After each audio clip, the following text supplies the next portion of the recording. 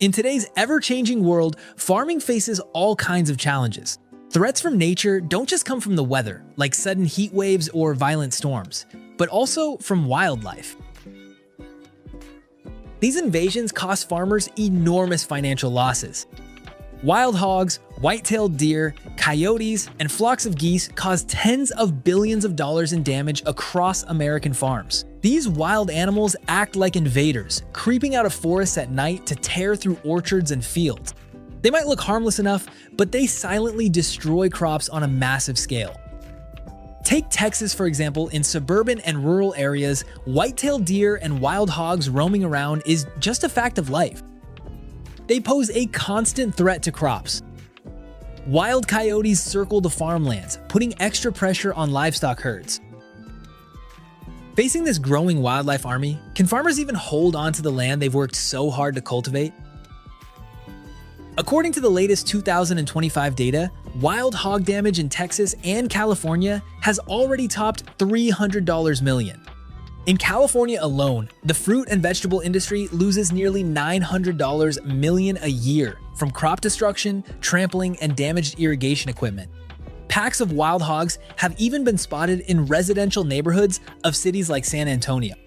Texas is now home to 4 to 4.5 million wild hogs. That's nearly half the country's total.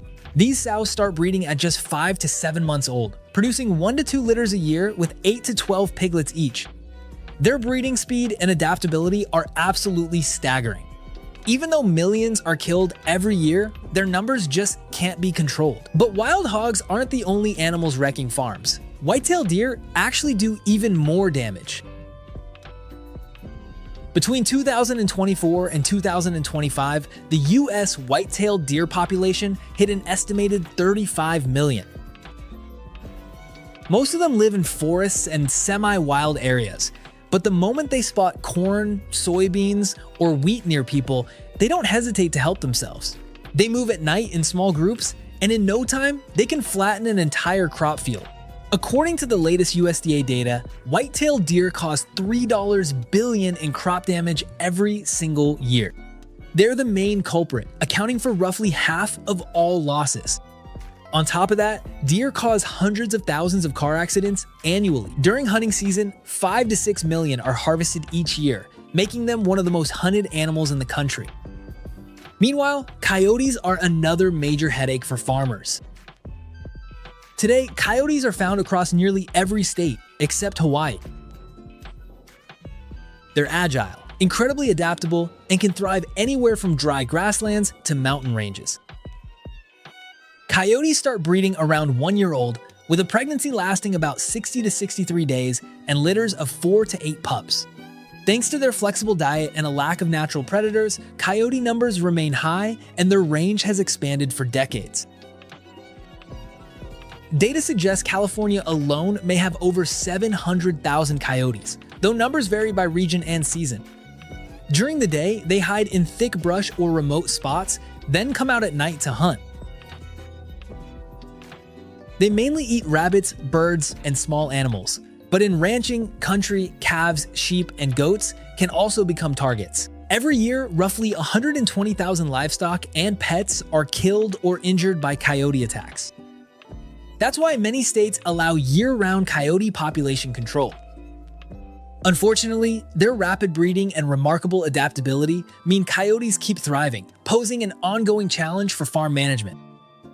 Beyond all these animals, North American geese also play the role of agricultural troublemakers. Between 2024 and 2025, the Canada goose population in the US surpassed 8 million. As their numbers skyrocket, farmers and local governments are taking the problem more seriously. Rapid urban development has accidentally created the perfect habitat for them. Manicured lawns, golf courses, and man-made lakes provide food and safe shelter. When large flocks of Canada geese gather near residential areas, trouble follows fast. An adult Canada goose drops over a pound of droppings every day. If a big flock sticks around a park too long, they'll wreck the grass and may contaminate the water. In farming regions, their damage to young grain crops is just as hard to ignore. Every September and October, when they migrate south for winter, they often stop to rest in open fields. If a massive flock happens to land during harvest season, the damage is almost instant. To control these wild animals, the US uses several strategies, including dispersal, breeding management, and seasonal hunting. During the June and July molting season, when geese can't fly, it's much easier to round them up. The hunters' efforts don't go to waste. The harvested meat is distributed to community food programs. Over time, feral donkeys have also become a hot topic in the fight for ecological balance. Feral donkeys arrived in Australia with European settlers about a century ago, rapidly multiplied, and put enormous pressure on the environment. Today, their population is estimated in the millions, spread across northern and western Australia. Without natural predators and with plenty of food, their unchecked breeding makes management extremely difficult. The ecological damage from feral donkeys includes soil erosion and vegetation loss. They also pose a serious threat to traffic safety in remote areas. That's why controlling feral donkey numbers has become a top priority for the Australian government. To tackle this ecological crisis, strict management measures are absolutely essential. That's all for this video. Don't forget to like, subscribe, and share so more people can discover this content. See you in the next one.